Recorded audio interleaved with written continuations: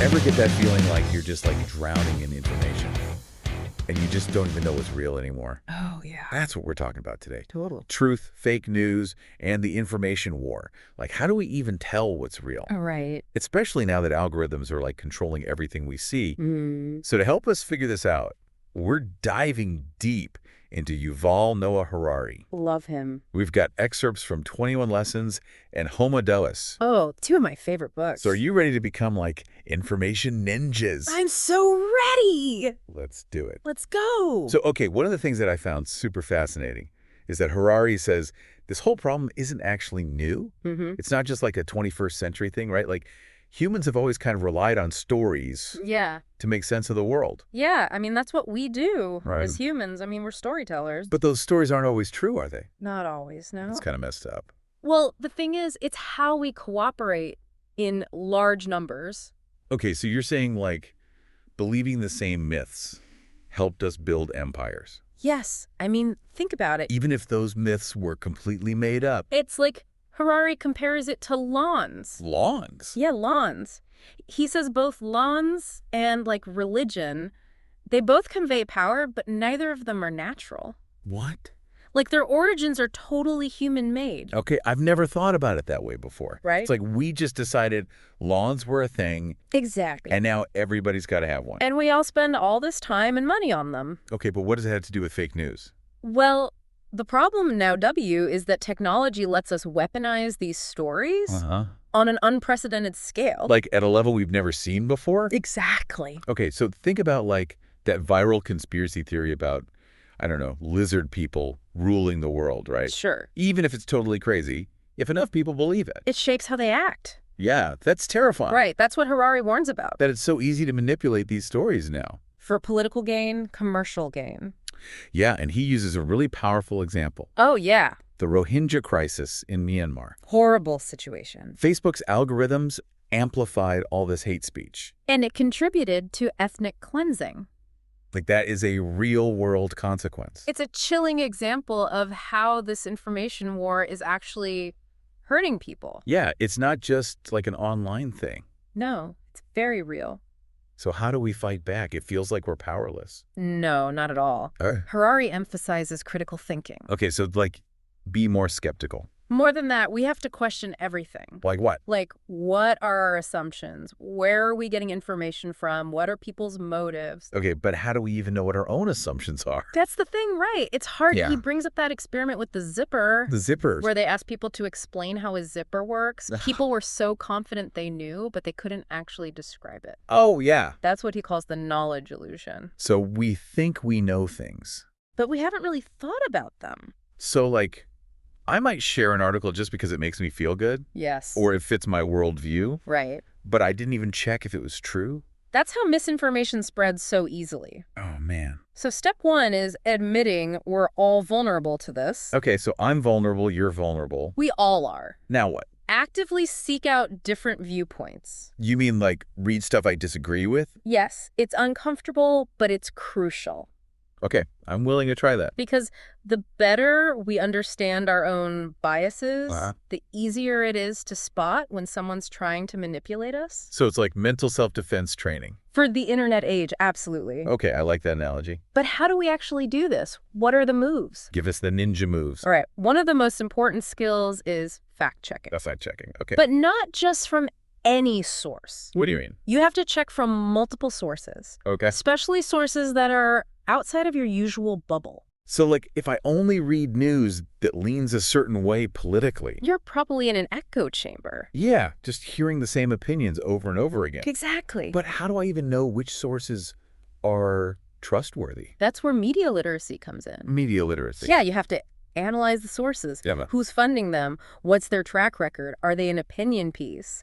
Is it reported news? Okay, so I got to be like a detective. A little bit. Look for clues. Look for evidence, especially from reputable places. Like scientific journals and stuff? Yeah, the good stuff. Okay. And remember, terrorists, they often rely on provoking strong emotions. Ooh. Okay, I see what you're saying. Those spreading misinformation. Like if a headline makes me furious. It might be designed to make you share it without thinking. Yeah, just like, share. Right. playing on your anger to spread further. Or using my emotions against me. Exactly. Harari compares terrorists to theater directors. What? He says they both want to control the narrative through our reactions. Oh, that's deep. So anytime you see something online that makes you feel a strong emotion, pause. Reflect. Before hitting that share button. So be mindful. Exactly. Okay, this is a lot to take in. It is. So we're all susceptible to stories. We love stories. Technology makes them super powerful now. And dangerous. And our best defense is just constant critical thinking. Absolutely. That sounds exhausting. It's a challenge, but it's essential. Okay, I'm up for the challenge. Good. But is that all we can do? Well, there's more. Okay. It's not just about individual effort. What do you mean? We also need to demand more transparency. From who? From the people in power. You mean like governments?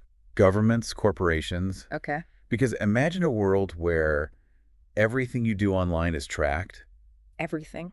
Every search, every purchase. Oh, no. Even your mood based on what you post. Wait a minute. That sounds... Are we heading into like digital dictatorship territory here? Oh, things are about to get even more unsettling. Ugh. Oh. I can't wait. Digital dictatorship. Oh. Okay, that sounds a little intense. It does, doesn't it? Like, is this something we should actually be worried about? You know, Harari argues that it's not like the old school dictatorships anymore. Like with the military and stuff. Right. It's not about like jackbooted thugs. It's more about control through data. Data. Yeah. Imagine like everything you do online is being analyzed. Like what? Your searches, your purchases, even your mood based on like what you post. Well, that's already kind of happening with targeted ads, isn't it?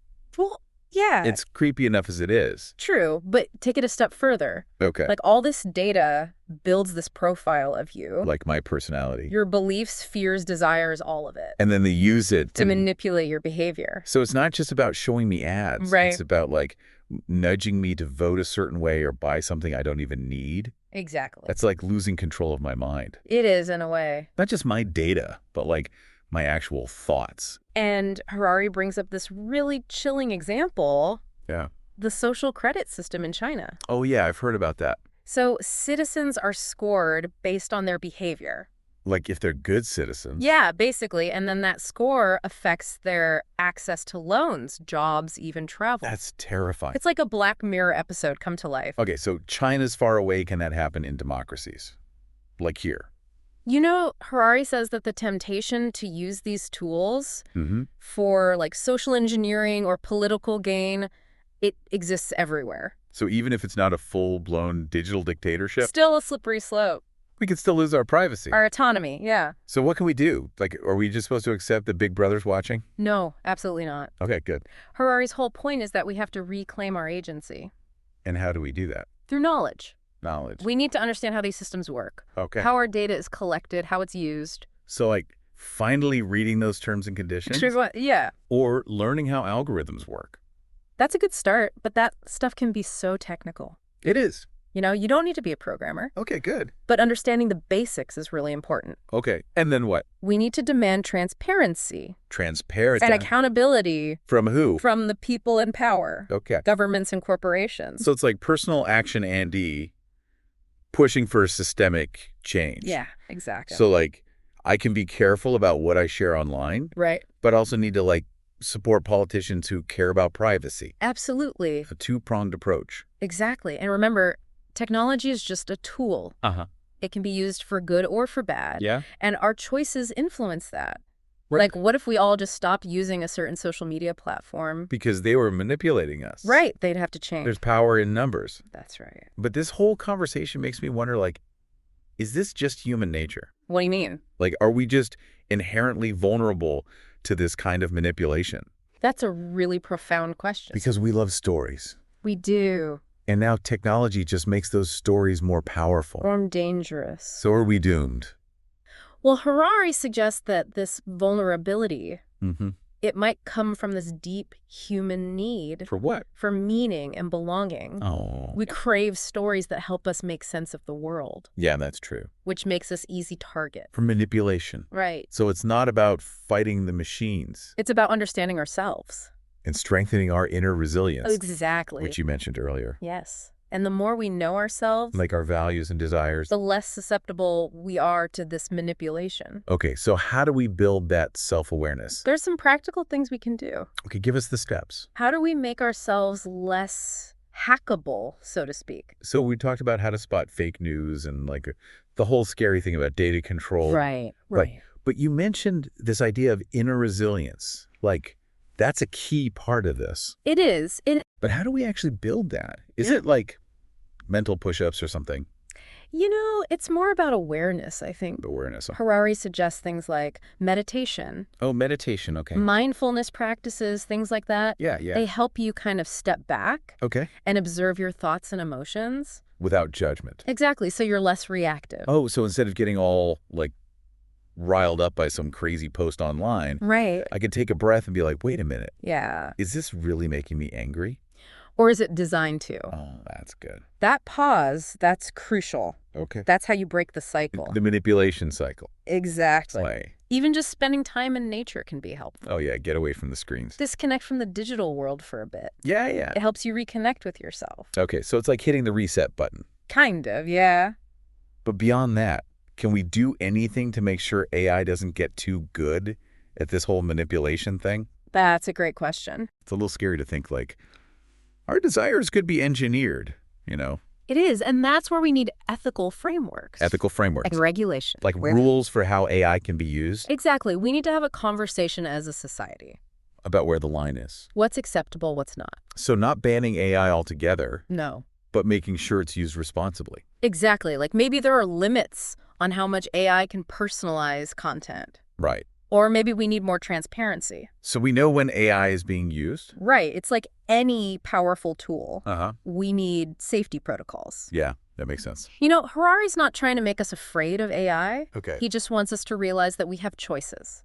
In how it develops. Exactly. Well, this whole deep dive has been a lot. It has. From like realizing how powerful stories are to understanding how tech makes them even more powerful. Right. To realizing this fight for truth is like an inside job too. It is. It's both internal and external.